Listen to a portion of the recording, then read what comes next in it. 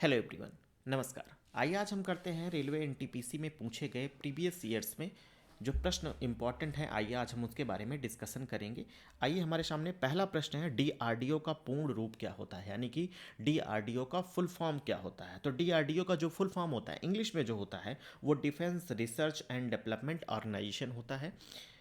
अगर हम इसको हिंदी में बात करें तो हिंदी में इसका पूर्ण रूप क्या होगा, विकास अनुसंधान रक्षा मंत्रालय, या फिर रक्षा अनुसंधान विकास संगठन, रक्षा अनुसंधान गतिशील संगठन, या फिर ड्रोन अनुसंधान रक्षा संगठन। तो इसका जो सही उत्तर होगा वह है रक्षा अनुसंधान और विकास संगठन। डीआरडीओ की जो स्थापना है वो कब हुई थी, तो डीआरडीओ की जो स्थापना है वो 1958 में हुई थी। ये बहुत इंपॉर्टेंट है इसमें से। अगला प्रश्न यहाँ से बनता है कि डीआरडीओ का जो मुख्यालय है वो कहाँ पे है। तो डीआरडीओ का जो मुख्यालय है वो दिल्ली में है। भारत की राजधानी दिल्ली में स्थित है डीआरडीओ का मुख्यालय। डीआरडीओ के करंट में अध्यक्ष कौन है, तो डीआरडीओ के जो करंट में अध्यक्ष हैं उनका नाम है डॉक्टर समीर पी कामत जी। यहाँ पे हमने नीचे इसका फुल फॉर्म भी लिखा हुआ है, मेंशन किया हुआ है, जो इसका defence research and development organisation, जिसे हिंदी में रक्षा अनुसंधान और विकास संगठन के नाम से जानते हैं। आइए हम अगला प्रश्न करते हैं। दूसरा प्रश्न है हमारे सामने रीजनिंग का, जिसमें लिखा है दिए गए विकल्पों में से संबंधित अक्षरों का चयन कीजिए। यहाँ पे इनसे कौन सा रिलेशन है, यानी कि जो एब्सोल्यूट का इसके साथ में रिलेशन है वो रिलेशन कैलेंडर का कौन से ऑप्शन के साथ में बनेगा। तो आइए हम देखते हैं।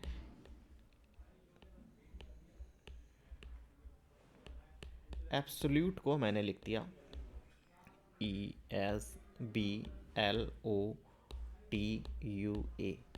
तो यहाँ पर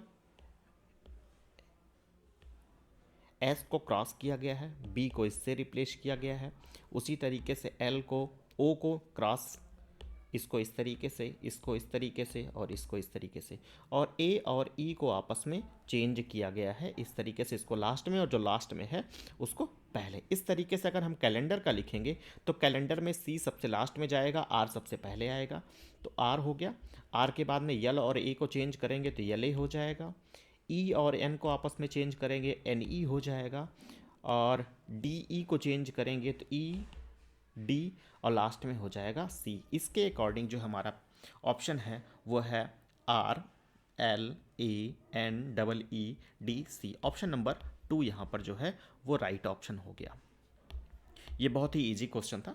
नेक्स्ट प्रश्न है हमारे सामने, लाल रक्त कोशिकाओं का उत्पादन कहाँ पे होता है। लाल रक्त कोशिकाएं, जिन्हें हम इंग्लिश में आरबीसी के नाम से जानते हैं, यानी कि रेड ब्लड सेल्स होती हैं, इनका उत्पादन मनुष्य शरीर में कहाँ पे होता है। अस्थिमज्जा में, यानी कि बोन मैरो में, लसिका ग्रंथि में, हृदय में हार्ट में, या फिर यकृत में। यकृत में लीवर में। तो इसका जो उत्पादन होता है, इसका निर्माण होता है वो कहाँ पे होता है, तो अस्थिमज्जा में होता है। अस्थिमज्जा को हम इंग्लिश में बोलते हैं बोन मैरो। बोन मैरो में इसका उत्पादन होता है। आरबीसी जो होता है वो लाल रक्त कोशिकाओं का निर्माण अस्थिमज्जा में होता है, जो इससे बहुत ही इंपॉर्टेंट है।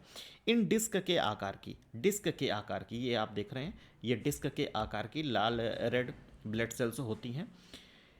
कोशिकाओं में क्या होता है, हीमोग्लोबिन पाया जाता है। इनमें कोई नाभिक नहीं होता, यानी कि इनमें जो रेड ब्लड सेल्स होती हैं इनमें कोई भी न्यूक्लियस नहीं होता है। आरबीसी की जो एवरेज लाइफ स्पैन होता है, यानी कि कितने दिनों तक होती हैं, तो ये 120 दिनों इनका जीवन काल होता है। अधिक मात्रा में अगर मानव शरीर में आरबीसी उत्पादित हो जाए तो क्या हो जाता है, पॉलिस्थेमिया नामक रोग हो जाता है। पॉलिस्थेमिया नामक रोग हो जाता है अगर आरबीसी की मात्रा हमारे शरीर में ज़्यादा हो गई तो, और कमी होने पर एनीमिया हो जाता है। एनीमिया जो है खून की कमी से होता है, हमने सुना होगा। तो आरबीसी की कमी से एनीमिया हो जाता है, और आरबीसी अगर मनुष्य शरीर में बढ़ गई तो पॉलिस्थेमिया नामक रोग हो जाता है। आइए हम अगला प्रश्न करते हैं।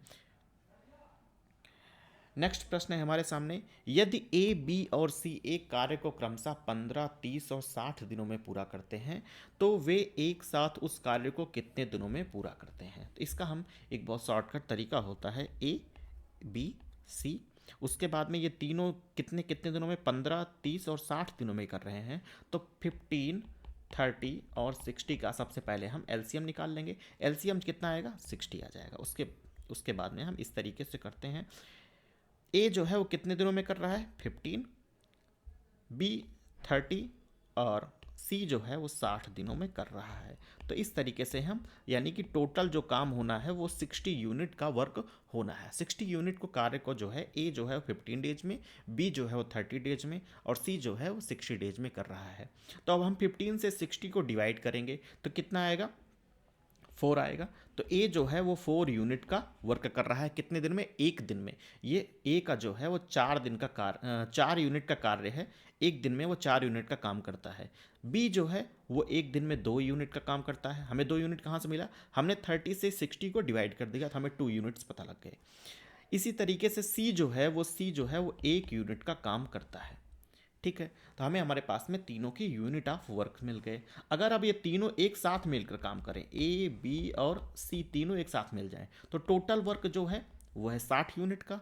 और जो है तीनों अगर मिलकर काम करेंगे तो एक दिन में कितने यूनिट का काम होगा, हम तीनों को ऐड करते हैं, 4 2 और 1 को मैंने ऐड कर दिया, कितना हो गया, 4 2 6 और 1 7 यूनिट वर्क हो गया। तो अभी अगर हम 60 से 7 को डिवाइड 60 को हम 7 से डिवाइड कर देंगे तो हमें पता लग जाएगा कि ये जो है काम कितने दिनों में पूर्ण होगा। तो अगर हम इसको डिवाइड करेंगे तो 60/7 यही ऑप्शन में है, यानी कि दिन में ये जो काम है अगर तीनों मिलकर कार्य करेंगे तो ये 60/7 दिनों में ये काम कंप्लीट हो जाएगा। यहाँ पे option number 4 is the right option. आइए हम नेक्स्ट क्वेश्चन की तरफ बढ़ते हैं। अगला प्रश्न है हमारे सामने, राज्यसभा के 245 सदस्यों में से राष्ट्रपति द्वारा कितने सदस्यों को नामांकित किया जाता है। यह क्वेश्चन जो है वो 27 जनवरी 2021 के रेलवे एनटीपीसी के शिफ्ट 1 में पूछा गया क्वेश्चन है। तो यहाँ पर वो कितने सदस्यों को नामांकित करता है, 10 को, 14 को, 12 को या फिर 16 को। तो यहाँ पर जो है वो 12 सदस्यों को नामांकित करता है राष्ट्रपति। भारतीय संविधान अनुच्छेद आर्टिकल 80 के अकॉर्डिंग जो है राष्ट्रपति, अभी हमारी वर्तमान राष्ट्रपति कौन है, द्रौपदी मुर्मू जी हैं। राष्ट्रपति राज्यसभा में 12 सदस्यों को नामांकित कर सकता है, ये आर्टिकल नंबर 80 में बताया गया है। राज्यसभा के जो सदस्य होते हैं उनका कार्यकाल कितने वर्ष का होता है, ये बहुत इंपॉर्टेंट प्रश्न है। तो उनका जो कार्यकाल होता है वो 6 साल का होता है। राज्यसभा का जो पदेन सभापति होता है, पदेन सभापति कौन होता है, वो देश का जो उपराष्ट्रपति होता है वो राज्यसभा का पदेन सभापति होता है। वर्तमान में कौन है, जगदीप धनखड़ जी हैं। राज्यसभा भारत की संसद की जो है उच्च सदन है, ऊपरी सदन होती है और इसे भंग नहीं किया जा सकता।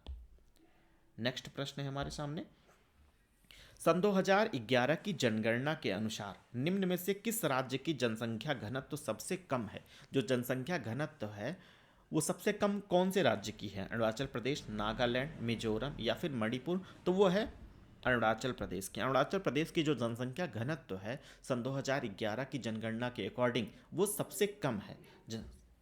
यहाँ पर ये बताया गया जनसंख्या घनत्व कितना है, तो 17 है। सबसे कम जनसंख्या घनत्व वाला राज्य अरुणाचल प्रदेश है। जनसंख्या वृद्धि सन 2000, जनसंख्या की अगर वृद्धि की बात किया जाए तो जनसंख्या सन 2001 की कंपैरिजन में सन 2011 में जो जनसंख्या वृद्धि हुई थी उसकी दर कितनी थी, ये बहुत इंपॉर्टेंट है। ये नेक्स्ट शिफ्ट में पूछा गया क्वेश्चन है कि जो दर थी वो कितनी थी, तो 17.54% जनसंख्या जो थी सन 2000, जैसे हम अगर मान ले सन 2001 में जनसंख्या जो है वो 100 थी तो नेक्स्ट ईयर जो है वो 17.54 बढ़ गई थी, यानी कि 117 लोग हो गए थे, 117.54 लोग हो गए थे, इसके अकॉर्डिंग बढ़ गई थी। नेक्स्ट प्रश्न पे आते हैं हम। अगला प्रश्न है हमारे सामने, निम्नलिखित में से कौन सा साइट्रिक अम्ल यानी कि साइट्रिक एसिड का एक प्राकृतिक स्रोत है, संतरा, नींबू, सिरका या फिर इमली। यहाँ पर संतरा भी खट्टा होता है और नींबू भी खट्टा होता है, यानी कि ये जो दोनों हैं ये साइट्रिक एसिड के प्राकृतिक नेचुरल सोर्स हैं यहाँ पर। और कौन कौन से हो सकते हैं, जैसे सिरका में कौन सा एसिड पाया जाता है, तो वो है सिरका अम्ल। इमली में कौन सा होता है, बहुत इंपॉर्टेंट है, टार्टरिक अम्ल। अभी हमने बताया नींबू और संतरा में कौन सा होता है, तो साइट्रिक अम्ल होता है। टमाटर में कौन सा होता है, ऑक्जेलिक अम्ल होता है। चींटी के डंक में कौन सा होता है, मेथनोइक होता है, बहुत ही इंपॉर्टेंट है। मेथनोइक एसिड का जो नेचुरल सोर्स है वो कहाँ से है, तो चींटी के डंक से है। आइए हम अगले प्रश्न की तरफ बढ़ते हैं। एक वलय मिस होता है रिंग का आंतरिक और बाह्य व्यास, व्यास क्या होता है, व्यास जैसे हमने एक सर्किल ले लिया तो व्यास इसका ये सेंटर होता है, व्यास जो होता है डायमीटर, ये जो है किसी भी सर्किल को दो इक्वल पार्ट्स में डिवाइड करता है, और इसकी जो डायमीटर होता है ये सेंटर से होकर के पास होता है, चाहे सेंटर से वो कहीं से भी पास होगा तो वो किसी भी सर्किल को दो इक्वल पार्ट्स में डिवाइड कर देता है। यही होता है यहाँ पर व्यास। आंतरिक और बाह्य व्यास जो है वो 14 सेंटीमीटर और 28 सेंटीमीटर हैं। वलय का क्षेत्रफल बताइए। जैसे हमने एक बना लिया रिंग, ये रिंग हो गई, ये रिंग बन गई। इसका जो इंटरनल, ये सेंटर हो गया, सेंटर से यहाँ तक, सेंटर से इंटरनल जो है रेडियस कितनी होगी, टोटल जितना इंटरनल जो व्यास है जो इसका डायमीटर है उसका हाफ होगी, तो यानी कि यहाँ से यहाँ तक जो है वो 7 है, और यहाँ से पूरा बाहर तक यानी कि आउटर जो डायमीटर है, आउटर रेडियस जो होगी आउटर डायमीटर का हाफ होगी। 28 का हाफ करेंगे तो हम ये हो जाएगा 14। हमें इसी एरिया का, जो इसका बीच में जो ये एरिया है, हमें इसी की एरिया बतानी है रिंग की। तो रिंग एरिया क्या होगा, अगर हम बाहर की रेडियस को R2 ले लें और अंदर की रेडियस को हम R1 ले लें तो क्या हो जाएगा, बाहर की एरिया में से हम अंदर की एरिया को सब्ट्रैक्ट कर देंगे। जो सर्किल होता है, सर्किल की एरिया का फॉर्मूला होता है पाई आर स्क्वायर, ये तो सबको पता होगा, पाई आर स्क्वायर। अब हम यहाँ पे वैल्यू पुटअप करेंगे, पाई को मैंने ले लिया कॉमन, तो R2 square minus R1 square. पाई की वैल्यू होती है 22/7 एंड R2 की वैल्यू है कितनी, R2 जो है वो आउटर रेडियस है, आउटर रेडियस की वैल्यू है 14, तो 14 का स्क्वायर माइनस R1 की वैल्यू है 7, 7 का स्क्वायर, तो 22/7 इंटू 14 का स्क्वायर होता है 196 एंड 7 का होता है 49। अब 196 में से हम 196 में से 49 को सब्ट्रैक्ट करेंगे तो आएगा 147। हमने इसको डिवाइड किया तो 7 1 जा 7, 7 2 जा 14 एंड 7 1 जा 7, तो 22 इंटू 21 जो है इसका जो आएगा, इसको मल्टीप्लाई करने के बाद में जो भी मुझे मिलेगा, इसको जो हम मल्टीप्लाई करेंगे 21 2 जा 42, 2 आ गया, 4 हो गया इसमें कैरी, 22 2 जा 44, सॉरी 21 2 जा जो है 42, 42 में 4 ऐड किया तो 46 हो गया, 462 सेंटीमीटर स्क्वायर, यानी कि यहाँ पे स्क्वायर लगा देंगे इन सब में, तो 462 सेंटीमीटर स्क्वायर इसकी एरिया हो गई। आइए हम नेक्स्ट प्रश्न की तरफ चलते हैं। यूनिसेफ के प्रमुख कौन है, यूनिसेफ के इस वक्त जो है प्रमुख कौन है।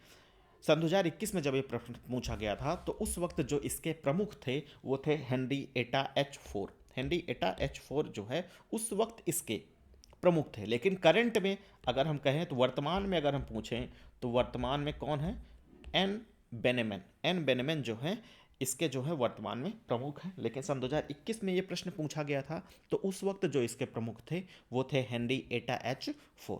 अगर हम बात करें इसका मुख्यालय कहाँ पर है, तो यूनिसेफ का जो मुख्यालय है वो कहाँ पे है, न्यूयॉर्क में, और इसकी स्थापना 11 दिसंबर 1946 को की गई थी। यूनिसेफ के वर्तमान जो मुख्य हैं, वर्तमान जो प्रमुख हैं वो हैं एन वेनेमन। ये बहुत इंपॉर्टेंट है, ये याद रखना चाहिए। नेक्स्ट प्रश्न की तरफ हम बढ़ते हैं। अगला प्रश्न है, भारत ने अपना पहला परमाणु परीक्षण कब किया था, पहला परमाणु परीक्षण कब किया था, तो 28 अगस्त 1975 को या फिर 28 मई 1974 को, तो यही ऑप्शन ठीक है। भारत ने जो अपना पहला परमाणु परीक्षण किया था वो किया था 28 मई 1974 को। कहाँ पे किया था, पोखरण में। पोखरण कहाँ पे है, तो पोखरण जो है भारत के राजस्थान राज्य में स्थित है पोखरण। तो इस परीक्षण का जो नाम था वो बहुत इंपॉर्टेंट है, एग्जाम की दृष्टि से अगर हम बात करें तो ये बहुत इंपॉर्टेंट है कि जो परमाणु परीक्षण भारत ने किया था पोखरण में, उसका नाम क्या था, परीक्षण का नाम क्या था, तो स्माइलिंग बुद्धा था, और ये 18 मई 1974 को किया गया था। भारत एक सफल परीक्षण करने वाला, भारत ने ये परीक्षण जब किया था तो भारत इस तरीके का परीक्षण करने वाला छठा देश बन गया था, यानी कि 5 देश जो है इसके पहले ही परमाणु का परीक्षण कर चुके थे। और उस वक्त जो तत्कालीन प्रधानमंत्री थे कौन थी, इंदिरा गांधी जी थी। इंदिरा गांधी जी उस वक्त की तत्कालीन प्रधानमंत्री थी। आइए हम अगले प्रश्न की तरफ बढ़ते हैं। आगरा किले का निर्माण किस मुगल सम्राट ने करवाया था? जहांगीर ने, शाहजहां ने, औरंगजेब ने या फिर अकबर ने? तो उसका जो आगरा के किले का जो निर्माण था वो किसने करवाया था? तो उसका निर्माण अकबर ने करवाया था। नेक्स्ट प्रश्न है, दिए गए विकल्प से संबंधित अक्षरों का चयन कीजिए। यहाँ पर लिखा है पाल। पाल को जो है आरडीपी में कोड किया गया है। इस तरीके से एमआरएफ की कोडिंग क्या होगी? अगर हम पाल में पी और आर का रिलेशन देखें, पी आर में रिलेशन देखें तो यहाँ पर +2 का है। अगर हम ए और डी में देखें तो +3 का है। और अगर हम बात करें एल और पी में तो एल और पी में +4 का है, यानी कि +2 +3 +4 किया गया है। अगर हम एम की बात करें तो एम की जो नंबरिंग होती है वो होती है 13। 13 में अगर हम 2 ऐड करेंगे तो आ जाएगा 15, यानी कि इसके कोडिंग के अनुसार अगला लेटर आएगा हमारे पास में ओ। आर की जो नंबरिंग होती है वो होती है 18। 18 में अगर हम इसके अकॉर्डिंग हम चले तो 3 ऐड करेंगे तो हमारे पास में आएगा 21। और 21 कौन सा लेटर होता है? यू। यू हो गया। ओ यू वाले अभी भी 2 ऑप्शन हैं, हमें लास्ट तक जाना पड़ेगा। एफ की जो नंबरिंग होती है वो होती है 6। 6 में हमने 4 ऐड किया तो मुझे मिला 10। 10 नंबर पे आता है जे। इसके अकॉर्डिंग ऑप्शन नंबर 3 यहाँ पर सही हुआ। आइए हम नेक्स्ट प्रश्न की तरफ बढ़ते हैं। हर्ट्ज किसकी एसआई यूनिट है? एसआई यूनिट्स के बारे में काफ़ी क्वेश्चंस पूछे जाते हैं। हर शिफ्ट में एक क्वेश्चन एसआई यूनिट से रिलेटेड पूछा गया है। ऊर्जा की जो इकाई होती है वो तो जूल होती है। दबाव को हम पास्कल में मापते हैं। आवृत्ति यानी कि फ्रिक्वेंसी को हम हर्ट्ज में मापते हैं। यहाँ पर हर्ट्ज जो है वो फ्रिक्वेंसी का हो गया। बल का जो होता है, ऊर्जा का जो होता है वो जूल होता है। दबाव का पास्कल होता है। बल का जो है वो न्यूटन होता है, न्यूटन होगा। यहाँ पे हमने कुछ प्रमुख एसआई यूनिट्स दिए भी हैं। जैसे दबाव का एसआई यूनिट जो होती है वो पास्कल होती है, पीए से डिनोट करते हैं। ऊर्जा का जूल होता है जिसे हम जे से डिनोट करते हैं। बल का न्यूटन होता है जिसे हम एन से, कैपिटल एन से लिखते हैं। आवृत्ति का हर्ट्ज होता है जिसे हम एच जेड, यहाँ पर एच कैपिटल में और जेड जो है वो स्मॉल में होता है। विद्युत धारा जिसका एसआई यूनिट होती है एम्पियर, इसे हम कैपिटल ए से डिनोट करते हैं, एम्पियर को कैपिटल ए से। तापमान जिसका एसआई यूनिट केल्विन होता है जिसे हम कैपिटल के से डिनोट करते हैं। कभी कभी क्वेश्चन पूछा जाता है कि कुछ टेम्परेचर को केल्विन में देगा फिर पूछेगा सेल्सियस में चेंज करिए, सेल्सियस में देके केल्विन में पूछा जा सकता है, इसको भी पढ़ लेना चाहिए। विद्युत आवेश का जो है कूलाम्ब होता है जिसे हम कैपिटल सी से डिनोट करते हैं। ज्योति फ्लक्स का ल्यूमेन होता है। चुंबकीय फ्लक्स का वेबर होता है। शक्ति का जो एसआई यूनिट होती है वो वाट होती है। आइए हम नेक्स्ट प्रश्न की तरफ बढ़ते हैं। दी गई संख्या में लुप्त संख्याओं का चयन कीजिए। ये बहुत ज़्यादा कुछ भी ऐसा डिफिकल्ट नहीं है। यहाँ पे 1 के बाद में 8 है, 8 के बाद 27 है, 27 के बाद में 64 है। तो यहाँ पर हम जो है 1 का क्यूब है, उसके बाद में ये दूसरा जो है वो 2 का क्यूब है, तीसरा जो है वो 3 का क्यूब है, चौथा जो है 4 का क्यूब है। इस तरीके से अगर हम नेक्स्ट की बात करें तो अगला आएगा 5 की क्यूब, फिर 6 की क्यूब। तो 5 की क्यूब की वैल्यू होती है 5 इंटू 5 इंटू 5, 5 5 जा 25, 5 जा 125। यहाँ पर 125 ऑप्शन नंबर 3 सही हुआ। आइए हम नेक्स्ट प्रश्न की तरफ बढ़ते हैं। किस विटामिन की कमी से जेरोफ्थेल्मिया नामक रोग होता है? जेरोफ्थेल्मिया नामक रोग किस विटामिन की कमी से होता है? तो थेल्मिया नामक रोग होता है वो विटामिन ए की कमी से होता है। यह आंख से रिलेटेड है, ठीक ना। जेरोफ्थेल्मिया जो है वो आंख में होने वाला एक प्रकार का बीमारी है, डिजीज़ है, जो कि विटामिन ए की कमी से होता है। यहाँ पे ऑप्शन नंबर ए सही हो गया। जैसे यहाँ पे मैंने विटामिन से लिखे हुए हैं, विटामिन कौन सी विटामिन से कौन सा रोग होता है, किसकी कमी से होता है। जैसे विटामिन ए से एक होता है रेटिनोइड्स, विटामिन ए का रेटिनोइड्स जो है ये जो है इसका क्या है, ये रोग का नाम नहीं है, ये जो है इसका वैज्ञानिक नाम है। विटामिन ए का जो वैज्ञानिक नाम है वो रेटिनोइड्स होता है। विटामिन सी का जो है एस्कॉर्बिक एसिड, ये इसका वैज्ञानिक नाम है। विटामिन डी का कैल्सीफेरॉल है। विटामिन ई का टेकोफेरॉल है। विटामिन के का फाइटोमेनोडियन होता है, इसका रासायनिक नाम है। और इनकी कमी से होने वाले रोग कौन कौन से हैं? जैसे रतौंधी हो गया विटामिन ए से, केराटो मलेशिया जो है वो विटामिन ए की कमी से है, मसूड़ों में सूजन जो है वो दांत से रिलेटेड है, ये कौन से? विटामिन सी की कमी से है। विटामिन डी की कमी से जो है सूखा रोग हो जाता है, सबको पता है। विटामिन ए की जो है, अगर विटामिन ई की कमी हो गई तो हृदय की समस्याएं, हार्ट में जो है प्रॉब्लम्स हो जाती हैं। विटामिन अगर किसी में के की कमी है, यानी कि फाइटोमेनोडियन की अगर कमी है, तो कौन सा रोग हो जाता है? जो रक्त का थक्का होता है वो जमना बंद हो जाता है। रक्त के थक्के, जैसे हमें कहीं पर चोट लग गई, अगर वहाँ से कट हो गया तो वहाँ के जो ब्लड जो होता है वो जल्दी से, उसका जो बहाव होता है वो रुकता नहीं। अगर किसी में विटामिन के की कमी है तो वहाँ पर थक्का जमने में जो है वो देरी हो जाती है। ये एक बहुत इंपॉर्टेंट प्रश्न है कि कौन से विटामिन जो हैं वो वसा में घुलनशील होते हैं और कौन से विटामिन जो है वो पानी में घुलनशील होते हैं।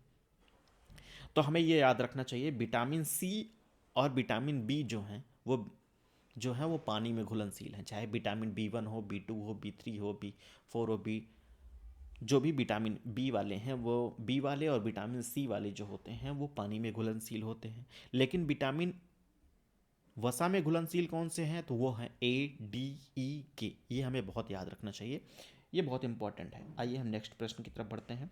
नेक्स्ट प्रश्न है, दिए गए विकल्पों में से संबंधित शब्द का चयन कीजिए। जिस तरीके से पानी का रिलेशन है पाइप से, उस तरीके से रक्त का रिलेशन किससे होगा? आमाशय से, गुर्दा से, यकृत से, यानी कि धमनी से। पानी और पाइप में रिलेशन ये है कि पानी को बहने के लिए पाइप की आवश्यकता होनी है, यानी कि पानी जो है वो किस में बहता है? तो पाइप में बहता है। तो रक्त जो है वो किस में बहेगा? यानी कि तो वो धमनियों में। रक्त का जो संबंध है वो धमनी से रिलेटेड है, आमाशय से नहीं है, लीवर से भी नहीं है, गुर्दे से भी नहीं है। रक्त का जो संबंध है वो किससे है? धमनी से है। आइए हम अगले प्रश्न की तरफ बढ़ते हैं। अरविंद ने एक वस्तु 1350 रुपये में खरीदी, यानी कि उसका ये, अगर उसने खरीदा तो उसका एक कॉस्ट प्राइस है। कॉस्ट प्राइस में से होता है क्रय मूल्य 1330 रुपये, और इसे बेच दिया, यानी कि एसपी जो है वो कितना है? 1520 रुपये। यहाँ पर रुपए में बेचा, उसे लाभ या फिर हानि प्रतिशत बताना है। लाभ और हानि कब ज्ञात करते हैं हम? जब हमारी वस्तु को, जैसे मैंने किसी वस्तु को 100 रुपये में खरीदा और उसे 150 रुपये में बेच दिया, यानी कि वस्तु का जो क्रय मूल्य हुआ वो 100 रुपये हुआ और विक्रय मूल्य जो है वो 150 रुपये हो गया। अगर वस्तु का क्रय मूल्य विक्रय मूल्य से छोटा है तो हमें जो है वो प्रॉफिट होगा। अगर वस्तु का विक्रय मूल्य क्रय मूल्य से जो है वो छोटा है, यानी कि विक्रय मूल्य छोटा है, क्रय मूल्य बड़ा है, तो हमें लॉस हो जाएगा। अगर दोनों बराबर हो गए तो नो प्रॉफिट नो लॉस। यहाँ पे अगर हम देखें तो जो है हमारे, जो यहाँ पे सीपी है ये जो है वो छोटा है और एसपी जो है वो बड़ा है, तो हमें प्रॉफिट होगा। प्रॉफिट कितने का होगा? लाभ हमें कितने का होगा? हम 1520 में से 1330 को सब्ट्रैक्ट कर देंगे तो हमें मिल जाएगा 190 रुपीज़। 190 रुपीज़ का हमें क्या हो गया? प्रॉफिट हो गया। हमें यहाँ पर प्रॉफिट परसेंटेज पूछा है। प्रॉफिट परसेंटेज इक्वल्स टू हो जाएगा टोटल जो हमें प्रॉफिट हुआ है, profit multiplied by 100 whole upon CP. Profit जो है हमारे पास 90 रुपीज़ का, 190 अपॉन सीपी की वैल्यू है 1330 है। जब हम इसको सॉल्व करेंगे तो 14.28% आ जाएगा। नेक्स्ट प्रश्न है हमारे सामने, किस शहर को भारत का स्कॉटलैंड के रूप में जाना जाता है? स्कॉटलैंड से कंपैरिजन क्यों किया गया है? क्योंकि स्कॉटलैंड जो है वो बहुत स्वच्छ देश है, बहुत स्वच्छ कंट्री है, साफ़ सुथरा, सफाई ज़्यादा है। इस वजह से कौन सा शहर है भारत का जिसकी कंपैरिजन भारत के स्कॉटलैंड के रूप में जाना जाता है? तो वो कौन सा है? कुर्ग है। कुर्ग कहाँ पे है? कुर्ग जो है वो कर्नाटक में है। कुर्ग जो है कर्नाटक में है। भारत का सबसे बड़ा अगर कॉफ़ी उत्पादक राज्य की बात किया जाए तो वो कर्नाटक है। क्यों? क्योंकि जो है कॉफ़ी का जो सबसे ज़्यादा उत्पादन होता है कौन से राज्य में होता है? तो कर्नाटक होता है। कर्नाटक के कौन से जिले में होता है? तो कुर्ग में होता है। कुर्ग में सबसे ज़्यादा कॉफ़ी का उत्पादन होता है। अगर हम बात करें कॉफ़ी का सबसे बड़ा उत्पादक देश कौन सा है, तो वो है ब्राज़ील।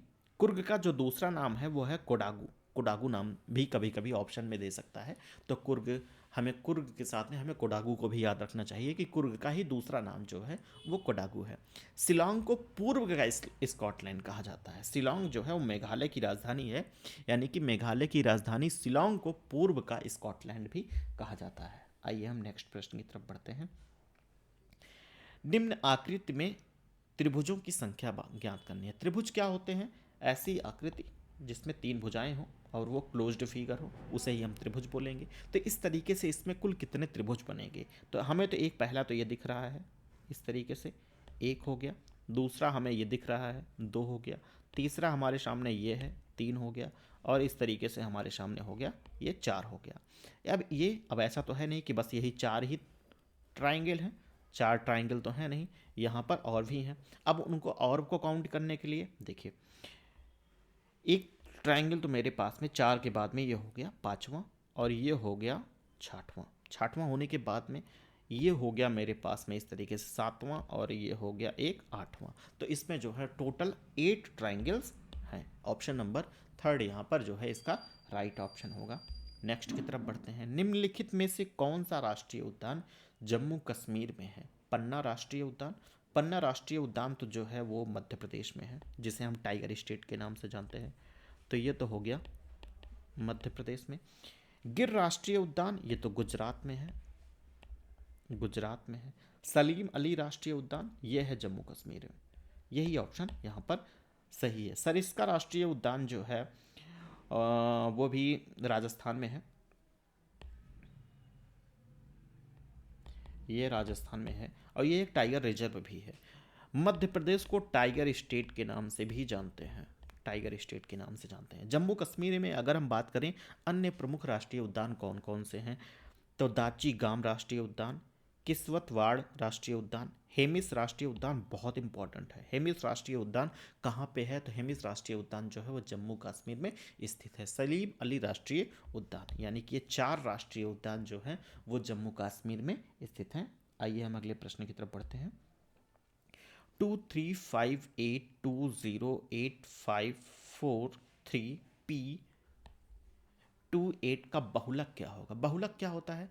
बहुलक जो होता है, कई सारे डेटा होते हैं, उस डेटा में ऐसी नंबर हो जो सबसे ज़्यादा बार आई हो, उसी को हम बहुलक कहते हैं। अगर हम काउंट करें 2 जो है वो कितनी बार है, 2 यहाँ पे है, यहाँ पे है, और 2 यहाँ पे है, तो 2 की जो है वो 3 बार आया है।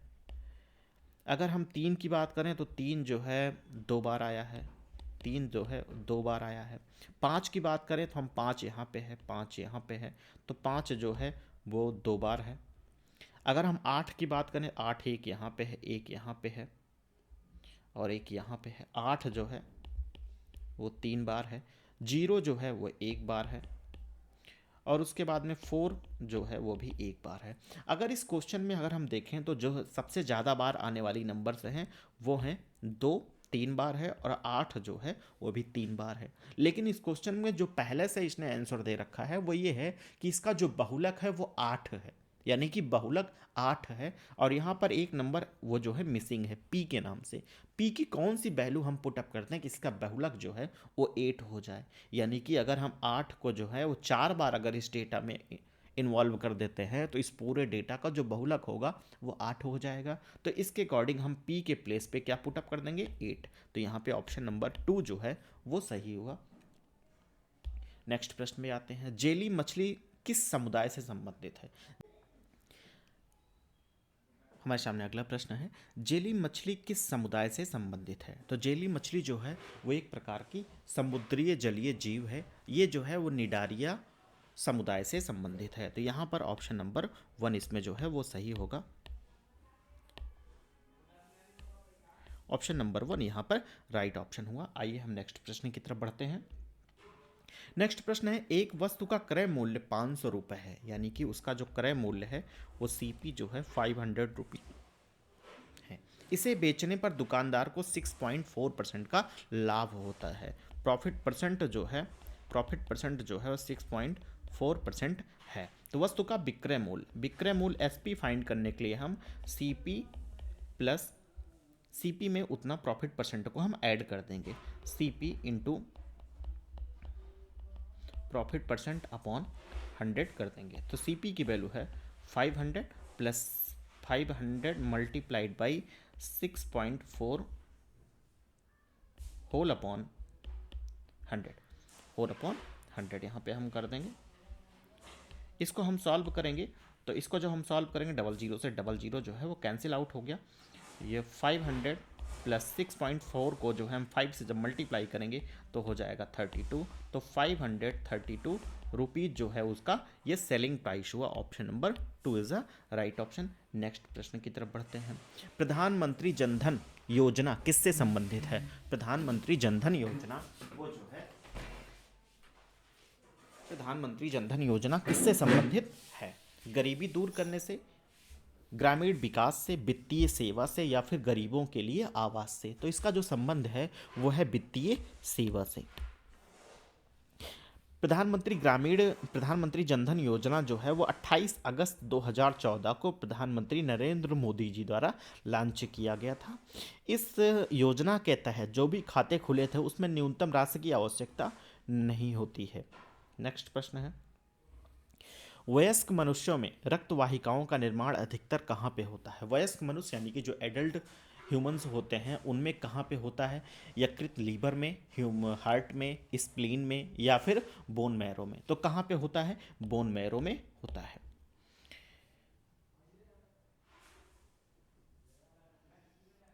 हार्ट का जो काम होता है वो रक्त यानी कि जो ब्लड्स होता है उसको पंपिंग करने का काम होता है। नेक्स्ट प्रश्न पे आते हैं हम। मार्स गैस मेथेन का रासायनिक सूत्र क्या होता है? NaCl यानी कि सोडियम क्लोराइड, ये तो नहीं होता है। CaO नहीं होता है। ये जो इसका फॉर्मूला होता है वो CH4 होता है। नेक्स्ट प्रश्न की तरफ बढ़ते हैं। दिए गए विकल्प में से विषम संख्याओं के युग्म का चयन कीजिए। इनमें ऑप्शन में कौन सा ऑप्शन जो है वो गलत है? जैसे 94 है, 94 में 94, 63, 35 या फिर 52, इसमें से कौन सा ऑप्शन गलत है? जैसे हम यहाँ पे इस तरीके से, तो इसको हम इनमें कोई ना कोई एक लॉजिक है। जैसे 94 को हम इनकी अगर हम डिजिट्स को अपोजिट कर दें तो 49 हो गया। 63 को हमने अपोजिट कर दिया तो 36 हो गया। अब यहाँ पर इसको हमने 53 कर दिया और इसको हमने लिख दिया 25। अब हमें एक रिलेशन समझ में आ रहा है कि ये जो है वो 7 का स्क्वायर है, ये जो है 6 का स्क्वायर है, ये जो है वो 5 का स्क्वायर है, लेकिन 53 जो है वो किसी का स्क्वायर नहीं होता है। इसके अकॉर्डिंग जो इसमें से ऑड है यानी कि जो अलग है वो है 35। ऑप्शन नंबर 3 यहाँ पे करेक्ट हुआ। नेक्स्ट प्रश्न है, निम्नलिखित में से कौन सा शहर भारत के पिट्स वर्ग के रूप में जाना जाता है? पिट्स वर्ग के रूप में कौन सा शहर भारत का जाना जाता है? तो वो है जमशेदपुर। जमशेदपुर झारखंड में है, जो कि जिसे हम स्टील सिटी के नाम से भी जानते हैं। स्टील सिटी भारत का कौन सा है? तो वो है जमशेदपुर, जिसे भारत के पिट्स वर्ग के नाम से जाना जाता है। नेक्स्ट प्रश्न पे आते हैं। यदि घन का